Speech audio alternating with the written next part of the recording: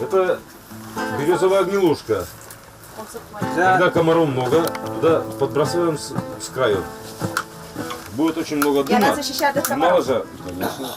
Так известный в Коми фольклорист Олег Гуляшов объясняет, как раньше ижемцы спасались от гнуса в чуме. Национальное жилище Ижветас возвышается среди палаток, которые выстроились в целый мини-городок. На 3 дня местечко Педер-Йогар объединило людей разных поколений и интересов.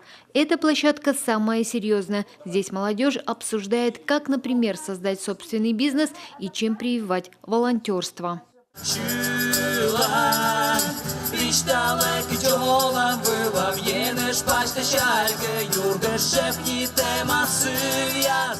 А на сцене под открытым небом развернулся марафон авторских песен на коми и русских языках. Среди участников межрегионального фестиваля живой музыки как новички, так и опытные барды. Геннадий Григорьев из Мариэл приехал впервые. Из любопытства хотел посмотреть, о чем поют наши. Особенно волнует произведения на национальных языках.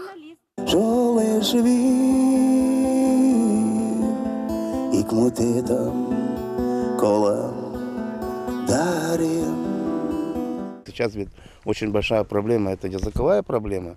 Все языки исчезают.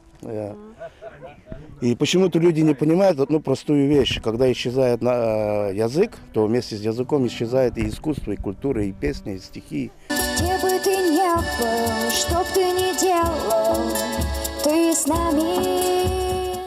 Кахон, маракас, гитара и необычный тембр голоса солистки. Группе из Помоздина акустические ребята удалось тронуть сердца строгого жюри и самого искушенного зрителя. Композиция «Улыбнись, мой друг», музыку и слова, которые написал руководитель коллектива Дмитрий Филиппов, стала обладателем гран-при. А ведь девочки сюда приехали больше за походной романтикой.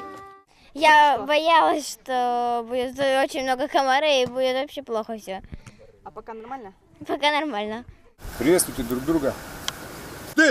Тем временем на берегу речушки устроили баталию. Здесь силами одинаково. Мерились парни и девушки. Зум-и-дош – это не только борьба. Участники кидают камни, переносят бревна, прыгают через препятствия, борются на пальцах. Словом, все, с чем коми-охотник сталкивается в тайге. Когда охотник идет в лес, когда проверяет силки, идет охотиться на лося, ему нужны сила и выносливость, чтобы он смог пройти всю дорогу. Если удалось подстрелить лося, его еще надо тащить и самому дойти до дома, чтобы не замерз. Вот эта борьба показывает всю жизнь коми-человека, бесконечную борьбу.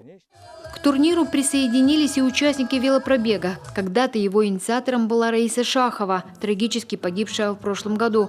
Так она предлагала популяризировать примечательные места муниципалитета. В этот раз любители двухколесного транспорта из Сыктывкара добирались на автобусе. На железных коней пересели уже в Деосерье, а там уже по грунтовке знакомились с жизнью коми-сел.